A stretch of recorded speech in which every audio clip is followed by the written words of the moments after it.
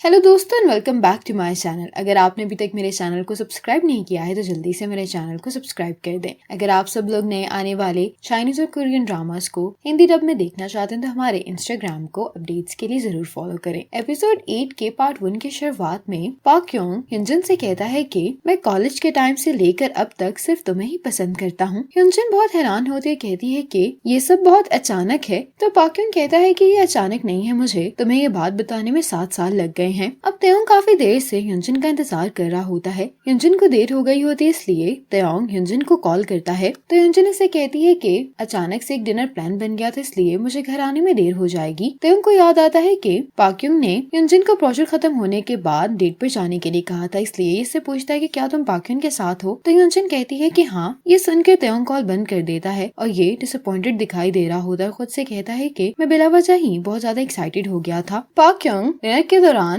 hyunjin से कहता है कि मैं तुम्हें अभी फौरन अपनी गर्लफ्रेंड बनने के लिए नहीं कह रहा, तुम अच्छे से सोचकर जवाब दे सकती हो। जहाँ मैंने इतना इंतजार किया है वहाँ मैं कुछ हफ्ते और इंतजार कर सकता हूँ। hyunjin अभी भी कोई जवाब नहीं दे रही होती। पाक योंग hyunjin से कहता है कि अगर तुम श्योर नहीं हो तो तुम सिर्फ मेरे साथ 3 डेट्स पर चलो, उसके बाद तुम्हारा जो भी फैसला होगा वो मुझे कबूल होगा। पाक योंग hyunjin को जब घर लेकर आता है तो ये hyunjin से पूछता है कि क्या इस वीकेंड हम डेट पर चलें। hyunjin थोड़ी कंफ्यूज दिखाई दे रही होती है लेकिन फिर भी ये पाक योंग के साथ जाने के लिए तैयार हो जाती है। hyunjin जब घर आकर देखती है तो तेयोंग और यूजू सो चुके होते हैं। hyunjin अब सारा कुछ सेओन से शेयर करती है। सेओन उसको कहती है कि तुम्हें पाक योंग के साथ डेट्स पर चली जाना चाहिए, उसके बाद तुम आसानी से डिसाइड कर सकती हो। लेकिन hyunjin कहती है कि मैं पाक योंग के साथ बहुत ऑकवर्ड महसूस करती हूँ। सेओन कहती लेकिन तुम पहले भी पाक योंग के साथ कुछ ज्यादा कंफर्टेबल नहीं थी। तुम तेयोंग को हर छोटी सी छोटी बात बगैर सोचे समझे बता देती हो, लेकिन पाक योंग से तुम छोटी छोटी बातें छुपाने के लिए झूठ बोलती हो। hyunjin कहती है कि तुम तेयोंग और पाक योंग को कंपेयर नहीं कर सकती। तेयोंग और मैंने एक साथ मुश्किल टाइम फेस किया इसलिए उससे अपनी फीलिंग्स शेयर करना मेरे लिए मुश्किल नहीं रहा। सेओन कहती लेकिन तुम पाक योंग के साथ ऐसा क्यों नहीं कर सकती। तो hyunjin कहती है कि पाक योंग परफेक्ट है, वो हर चीज में बहुत अच्छा है। जब भी मैं उसके साथ होती हूँ तो मुझे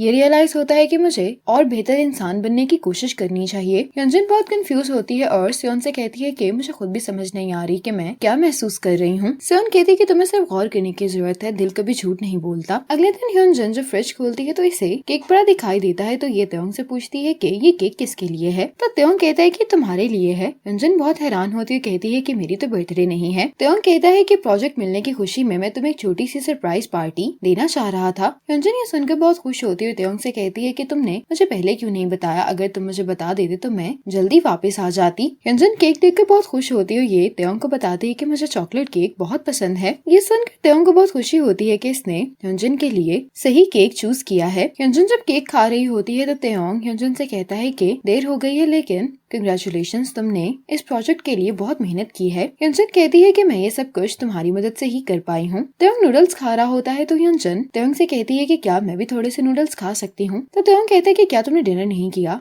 hyunjin कहती है कि मैंने किया है लेकिन केक के बाद मैं कुछ स्पाइसी खाना चाह रही हूँ। तेयोंग कहता है कि मैं तुम्हारे लिए नूडल्स बना देता हूँ, लेकिन hyunjin कहती है कि मुझे सिर्फ एक बाइट ही चाहिए। hyunjin जैसे ही नूडल्स ट्राई करती है तो ये कहती है कि तुम तो रामेन बहुत मजे के बनाते हो। hyunjin अपने बाल बांध रही होती है तो तेयोंग कहता है कि तुम अपने बाल क्यों बांध रही हो, तुमने तो कहा था कि तुम्हें सिर्फ एक बाइट चाहिए। तो hyunjin कहती है कि अब तुम इतने भी कंजूस मत बनो। hyunjin ये कहकर तेयोंग के सारे नूडल्स खा लेती है। तेयोंग के डैड की इसके नेबर्स के साथ काफी अच्छी दोस्ती हो गई होती है। तेयोंग जब यूजू को अपने नेबर्स के घर से पिक करने के लिए आता है तो दरवाजा इसके डैड खोलते हैं। तो नेबर वाली आंटी तेयोंग को बताने लगती हैं कि तुम्हारे डैड यहाँ पर मेरी यूजू की टेक केयर करने में मदद करने के लिए आए थे। ये तेयोंग से कहती हैं कि हम लोग डिनर करने वाले हैं तो तुम भी हमारे साथ आकर डिनर कर लो। लेकिन तेयोंग कहता है कि मैं डिनर कर चुका हूँ। तेयोंग यहाँ पर अपने डैड को यूजू के साथ खेलता हुआ देख रहा होता है। यूजू भी तेयोंग के डैड के साथ काफी अटैच हो गया होता है। तेयोंग यूजू को यहाँ से लेकर जा रहा होता है तो उसके डैड कहते हैं कि एक वायरस आया हुआ है जिससे बच्चों की इम्यूनिटी लो हो रही है, तो तुम ये फूड यूजू के लिए ले जाओ। घर पर आने के बाद तेयोंग अपने डैड का दिया हुआ फूड यूजू को खिला रहा होता है। तेयोंग यूजू से पूछता है कि क्या तुम ग्रैंडपा से बहुत प्यार करते हो। तो ये कहता है कि हाँ। आज hyunjin जब वापस आती है तो एक लेडी घर पर इसका इंतजार कर रही होती है। त्योंग बताता है कि ये इंश्योरेंस कंपनी से आई हैं। ये लेडी ह्यूनजन को एक्सप्लेन कर रही होती है कि ये कैसे प्रोसेस पूरा होने के बाद इंश्योरेंस के 100 मिलियन वॉन हासिल कर सकती है। इस लेडी के यहाँ से जाने के बाद ह्यूनजन रोने लगती है। त्योंग कुछ कहने ही वाला होता है तो ह्यूनजन इसकी बात काटते हुए कहती है कि मैं यूजू के डायपर्स लाना तो भूल ही गई। तो त्योंग कहता है कि अब काफी देर हो गई है, मैं कल ले आऊंगा, लेकिन ह्यूनजन कहती है कि मैं जल्दी वापस आ जाऊंगी। ये कहकर ह्यूनजन यहाँ से चली जाती है। ह्यूनजन के जाने के बाद त्योंग नोटिस करता है कि ह्यूनजन अपना बैग तो साथ लेकर ही नहीं गई। बाहर बैठकर ह्यूनजन अपनी बहन की तस्वीर को देखते हुए रो रही होती है। कुछ ही देर बाद त्योंग ह्यूनजन के पास टिश्यूज लेकर आ जाता है। त्योंग कहता है कि मुझे पता चल गया था कि तुम यहीं पर होगी, क्योंकि तुम अपना वॉलेट तो घर पर ही भूल गई थी। ह्यूनजन त्योंग से कहती है कि मुझे लगा था कि मैं स्ट्रॉन्ग हूँ, लेकिन ये सच नहीं है। त्योंग कहता है कि स्ट्रॉन्ग होने का ये मतलब नहीं है कि आप उदास नहीं हो सकते। कुछ दिन बिल्कुल नॉर्मल होते हैं और कई दफा हमें उनकी बहुत याद आती है। बहुत टाइम गुजरने के बाद भी तुम ऐसा ही महसूस करोगे, इसलिए अगर तुम्हारा रोने का मन चाह रहा है तो तुम रो सकती हो, लेकिन अगर तुम ऐसे ही अपने इमोशंस को दबाती रहोगी तो तुम्हें और ज्यादा दर्द होगा। ह्यूनजन रोते हुए कहने लगती है कि मैं स्ट्रॉन्ग बनने की कोशिश कर रही हूँ, लेकिन डेथ बेनिफिट का सुनकर मुझे बिल्कुल भी अच्छा नहीं लगा। त्योंग ह्यूनजन का फेस कवर कर लेता है ताकि ये खुलकर रो सके, और इस दौरान त्योंग ह्यूनजन से कुछ भी नहीं कहता। अब ह्यूनजन के मील किट के आइडिया की वजह से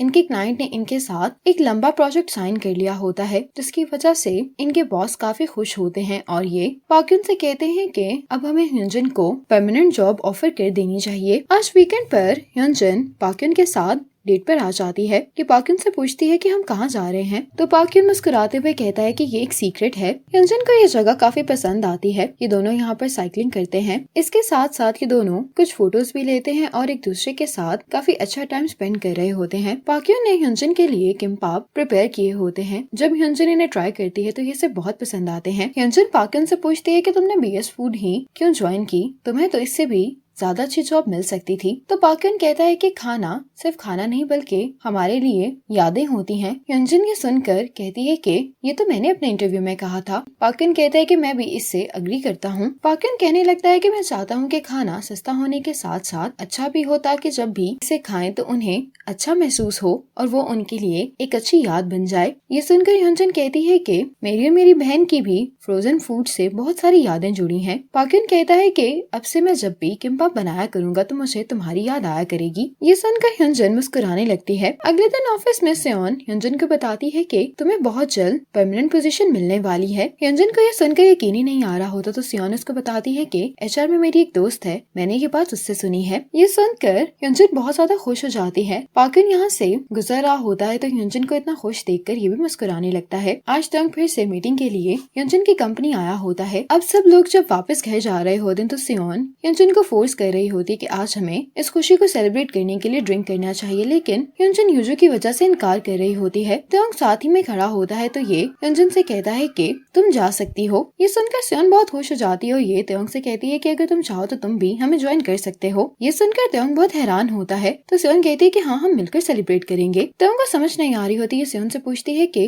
तुम लोग किस चीज को सेलिब्रेट करने वाले हो, तो सेओन त्योंग को बताती है कि ह्यूनजन को जल्द ही परमानेंट पोजीशन मिलने वाली है। ये सुनकर तो त्योंग बहुत एक्साइटेड हो जाता है और ह्यूनजन से कहता है कि तुमने मुझे पहले क्यों नहीं बताया। ह्यूनजन कहती है कि मैं तुम्हें घर पर आकर बताने वाली थी, क्योंकि वैसे भी अभी ऑफिशियल नोटिस नहीं आया। त्योंग का दोस्त अब इसी के साथ काम कर रहा होता है, इसीलिए ये भी सुनकर बहुत खुश होता है और ये भी सजेस्ट करता है कि हमें आज ड्रिंक करना चाहिए। सबके इतना फोर्स करने पर ह्यूनजन भी मान जाती है। अब ये चारों डिनर के लिए बाहर आ जाते हैं। सब लोग ह्यूनजन को कंग्रेचुलेट कर रहे होते हैं। सेओन पूछती है कि तुम कौन हो, तो ओसंग बताने लगता है कि मैं त्योंग का बचपन का दोस्त हूँ और अब मैं इसके साथ काम करता हूँ। तो सेओन कहती है कि मैं भी ह्यूनजन की बचपन की दोस्त हूँ। त्योंग ह्यूनजन से कहता है कि तुम्हें आहिस्ता ड्रिंक करना चाहिए वरना तुम बहुत जल्दी ड्रंक महसूस करोगी। तो सेओन कहती है कि तुम फिक्र नहीं करो, मैंने आज तक कभी ह्यूनजन को ड्रंक नहीं देखा। ये सुनकर ओसंग बहुत इम्प्रेस होता है तो ह्यूनजन कहती है कि ड्रंक होने का मतलब है कि आप किसी पर रिलाई करना पड़ेगा और मैं किसी को अपनी वीक साइड नहीं दिखाना चाहती। सेओन कहने लगती है कि मैं ह्यूनजन को